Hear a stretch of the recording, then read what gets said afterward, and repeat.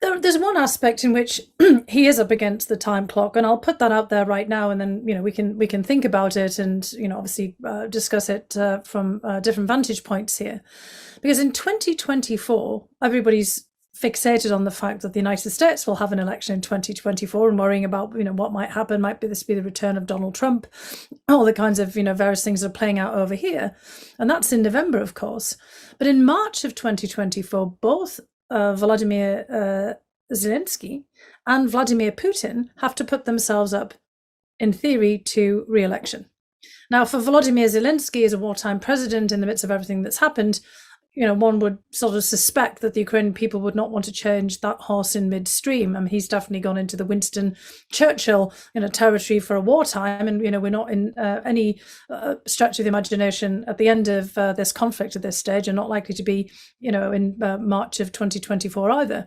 But Putin actually does have to re-legitimate himself in March of 2024. I mean, as people might recall, he extended his terms in office back in 2020.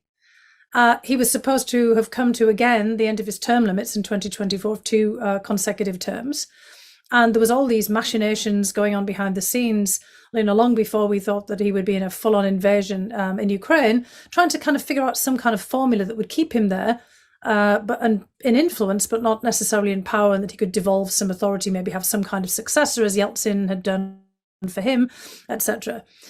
But obviously Putin was uncomfortable, with the idea of moving on and finding a successor. And so there was an extension of the terms beyond 2024. And a lot of people actually have been bristling at this behind the scenes, thinking, well, it might be my turn to be president.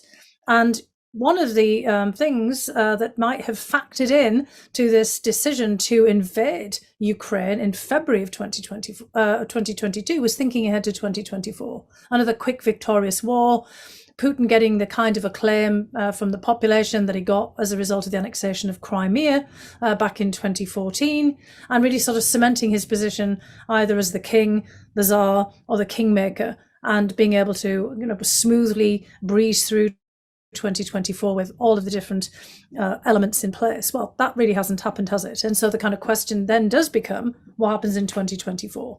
And so I think we just think about that. But otherwise, when Putin surveys the scene, as you have suggested, he doesn't necessarily think that he's losing. It may look like a Pyrrhic victory for all of us if his definition of winning is reducing all of Ukraine to rubble and then presiding over it.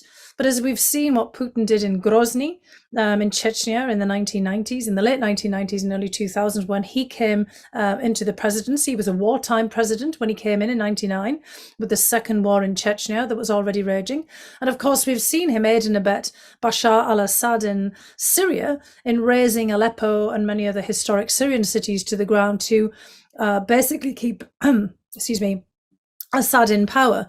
So from Putin's perspective, as long as he can grind everything down, then he can prevail. And he also, of course, thinks that the West will simply fall apart. And of course, every debate right now going on in the Western press is about, can we make it to winter?